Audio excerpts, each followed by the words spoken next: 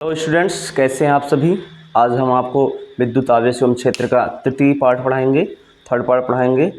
तो आज हम कौन कौन से टॉपिक कवर करने वाले हैं इसे देखते हैं। सबसे पहला टॉपिक होगा आवेश संरक्षण का नियम। सबसे पहला टॉपिक आवेश संरक्षण का नियम। सेकंड होगा बिंदु आवेश के बारे में जानेंगे। थर्ड होगा कूलॉम्स लॉ। उसके बाद अतिरिक्त उसके बारे में और डिटेल्स, कूलॉम्स लॉ को और डिटेल्स में हम पढ़ेंगे। सो गाइस, आइए देखते हैं आवेश संरक्षण का नियम। आवेश संरक्षण का नियम, आवेश संरक्षण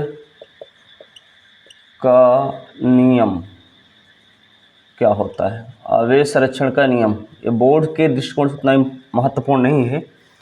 तो इस नियम के अनुसार किसी विलगित निकाय का कुल आवेश नियत होता है। इस नियम के अनुसार, आवेश संरक्षण के नियम के अनुसार किसी विलगित निकाय का कुल आवेश नियत होता है। इसको उदाहरण के माध्यम से हम समझेंगे। जैसे एक कांच की छड़ है और रेशम है। अगर जब उन दोनों को रगड़ा जाता है तो कांच की छड़ से इलेक्ट्रॉन्स रेशम पर ट्रांसफर हो जाते हैं। रेशम ऋणावेशित हो जाता है, कांच की छड़ धनावेशित हो जाती है। तो रब करने से पहले, रगड़ने से पहले जो Q इनिशियल था, Q इनिशियल दोनों पर चार्ज का सम, Q इनिशियल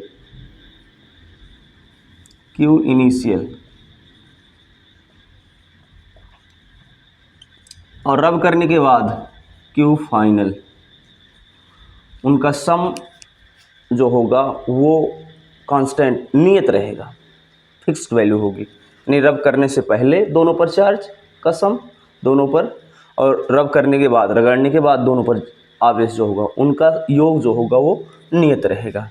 नेक्स्ट टॉपिक है बिंदु आवेश। बिंदु आवेश हम देखेंगे।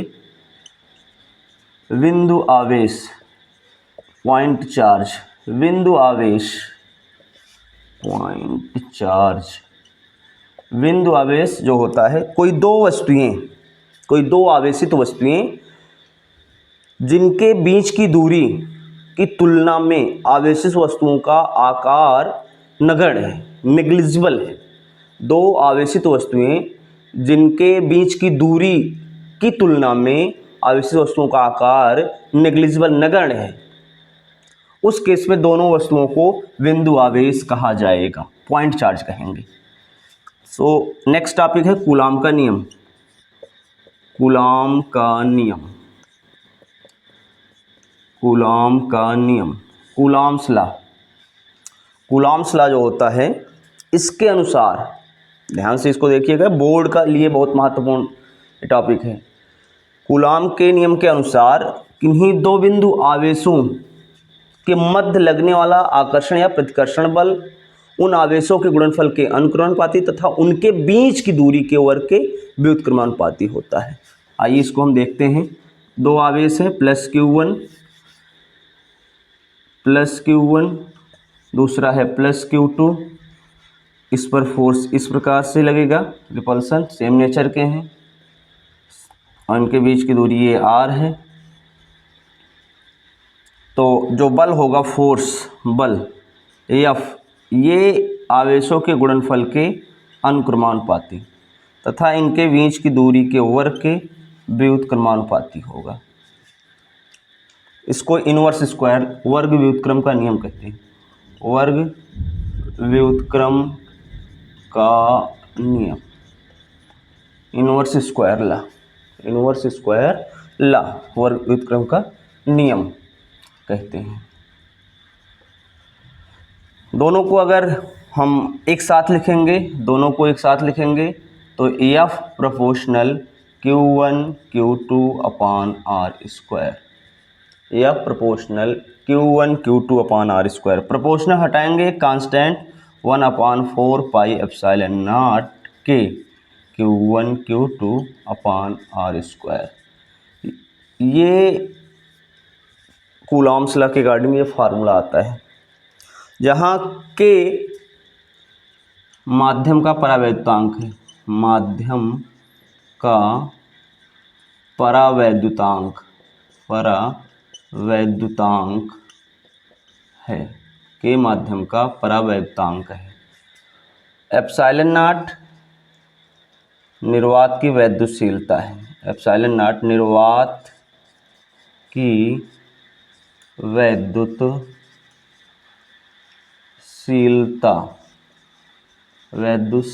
है। एप्सिलॉन नॉट निर्वात की वैद्युतशीलता है।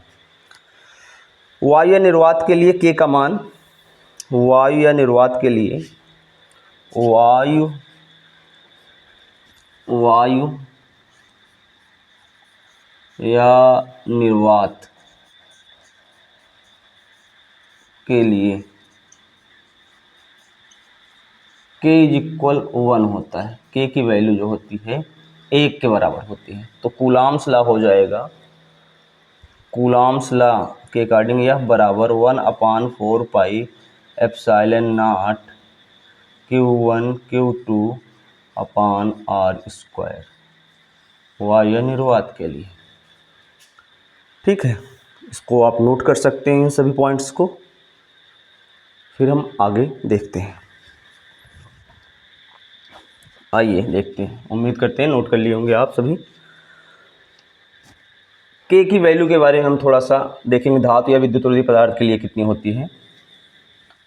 के का मान विद्युतरोधी पदार्थ के लिए कितना होता है। विद्युतरोधी पदार्थ के लिए, विद्युतरोधी पदार्थ के लिए के इज इक्वल इनफाइनाइट। के इज इक्वल, जो के का मान होता है 1 से बड़ा इनफाइनाइट से छोटा होता है। धातु के लिए के की वैल्यू इनफाइनाइट होती है। वायु निर्वात के लिए हम देख ही लिए 1 होता है। ठीक है, तो ये मल्टीपल चॉइस क्वेश्चन जो बहुविकल्पी होते हैं वहाँ से यहाँ ये क्वेश्चन पूछे जा सकते हैं कि के की वैल्यू कितनी होती है। ठीक है, धातु के लिए, विद्युतरोधी पदार्थ के लिए या वायु निर्वात के लिए। आगे हम देखेंगे 1/4 पाई एप्सिलॉन नॉट का मान। एप्सिलॉन नॉट का मान क्या होता है। तो एप्सिलॉन नॉट की वैल्यू निकालेंगे साथ में। पहले देखते हैं 1/4 पाई एप्सिलॉन नॉट की वैल्यू 9 × 10⁹ न्यूटन मीटर स्क्वायर प्रति कूलम स्क्वायर होती है। अगर एप्सिलॉन नॉट की वैल्यू को हम कैलकुलेट करेंगे, एप्सिलॉन नॉट की वैल्यू को कैलकुलेट करेंगे 1/4 पाई, ये इधर आ जाएगा डिनोमिनेटर में, इंटू 9 × 10⁹। इसको अगर हम कैलकुलेट करेंगे तो एप्सिलॉन नॉट की वैल्यू आएगी 8.85 10⁻12 कूलम स्क्वायर प्रति न्यूटन मीटर स्क्वायर। वैसे ये यहाँ कैलकुलेशन इसका आएगा, ये वैल्यू इसकी दी रहेगी, फिलहाल याद हो जाएगा करते करते। तो ये एप्सिलॉन नॉट की वैल्यू है, ये 1/4 पाई एप्सिलॉन नॉट की वैल्यू। ठीक है, इसको आप नोट कर सकते हैं।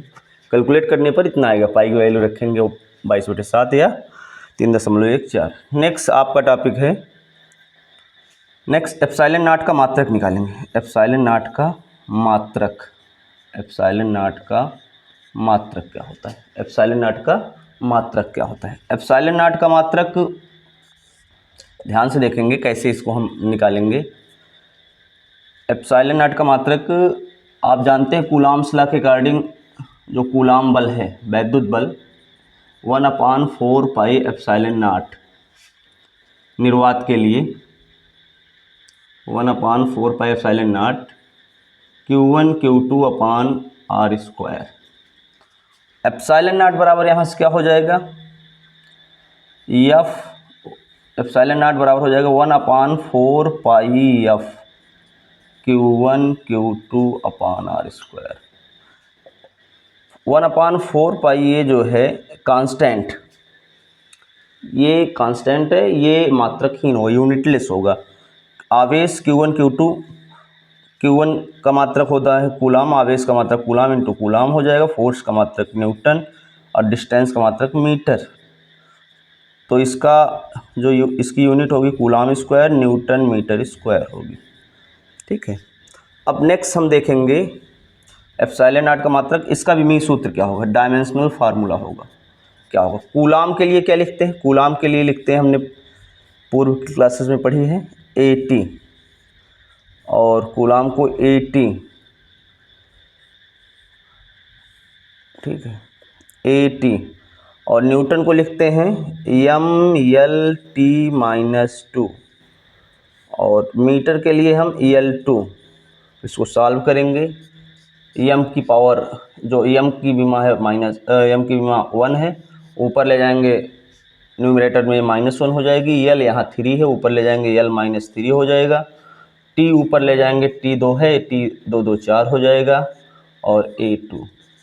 ये जो है विमीय सूत्र डायमेंशनल फार्मूला है एप्सिलॉन नॉट का, और ये बोर्ड के एग्ज़ाम में भी ये पूछा जाता है, जिसका मात्रक और विमीय सूत्र आपको पता होना चाहिए, निकालने भी आना चाहिए। ठीक है, अब हम नेक्स्ट कवर करने वाले हैं टॉपिक, नेक्स्ट टॉपिक कवर करेंगे जो एप्सिलॉन नॉट है, जिसको हम निर्वात की वैद्युशीलता बोलते हैं, या परमिटिविटी क्या होती है, परमिटिविटी होती क्या है।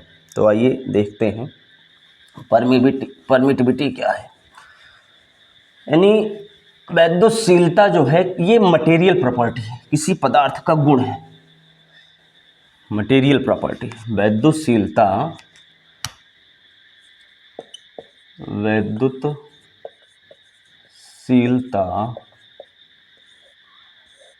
ये किसी पदार्थ का गुण है, यह पदार्थ का गुण है, यह पदार्थ का गुण है,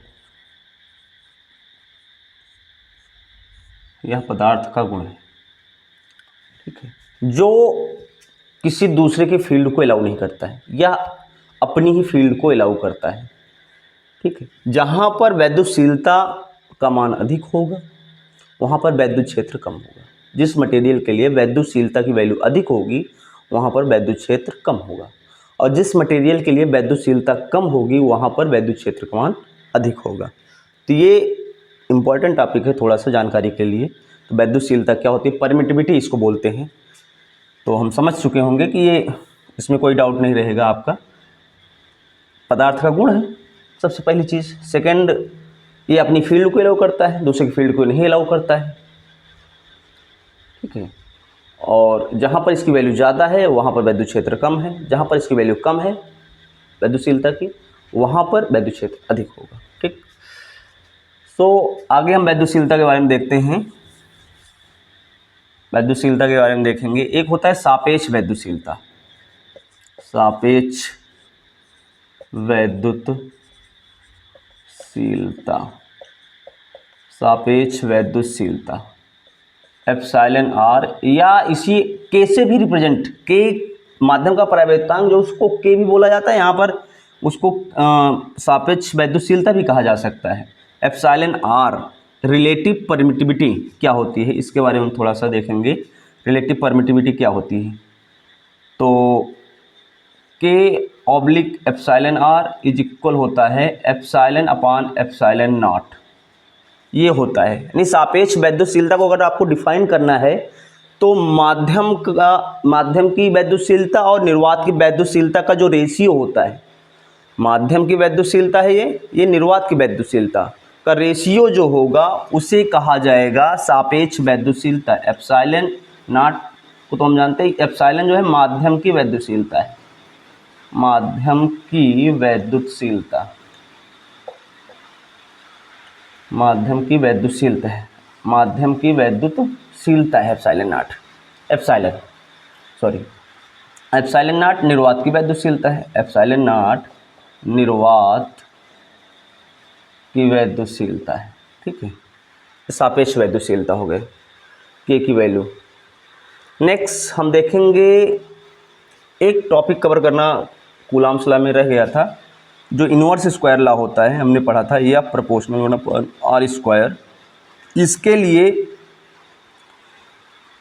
लिए जो ग्राफ होता है कैसा होता है, तो इसके लिए जो ग्राफ होता है वो हाइपरबोलिक होता है। देखते हैं, फोर्स को वाई एक्सिस पर फोर्स को वाई एक्सिस पर, डिस्टेंस आर को एक्स एक्सिस पर डिनोट करेंगे। इसके लिए ग्राफ इस प्रकार से बनाएंगे, हाइपरबोलिक नेचर होता है इस ग्राफ का, इसको आप नोट कर लेंगे। ठीक है, चलिए आगे देखते हैं। अब आगे हम पढ़ेंगे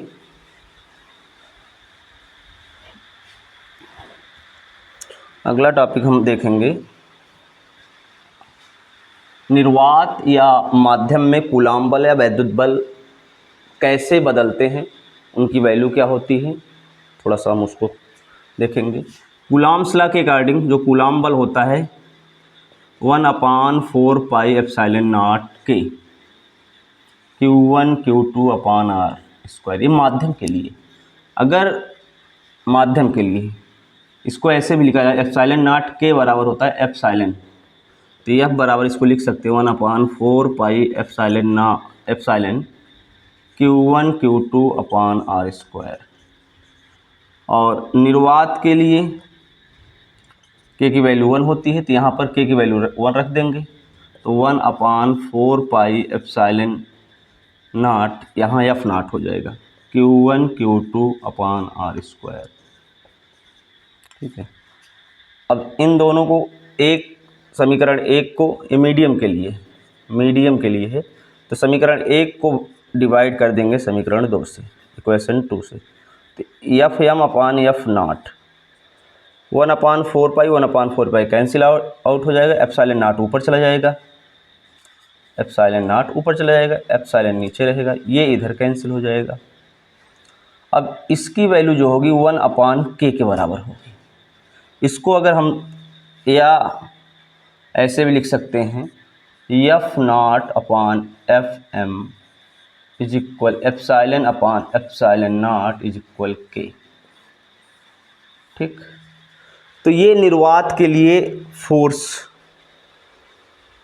ठीक है, कहने का तात्पर्य है कि यानी निर्वात और मीडियम के लिए जो फोर्स होगा वो कैसे चेंज होगा, इस फार्मूले से हम ज्ञात कर सकते हैं। आगे इस पर हम क्वेश्चन भी सॉल्व करेंगे, तो इसको आप ध्यान रखिएगा, अपनी कॉपी में आप नोट कर लेंगे। अगर आपको इन टॉपिक्स को समझने में कोई दिक्कत है तो आप कमेंट बॉक्स में हमें बताइए, हम दोबारा उसको रिकैप कर लेंगे, दोबारा समझा देंगे। ठीक है, तो गाइस आज के लिए इतना ही। उम्मीद करते हैं आपको ये वीडियो अच्छी लगी होगी। सो इस वीडियो को लाइक, शेयर और सब्सक्राइब करिए। धन्यवाद।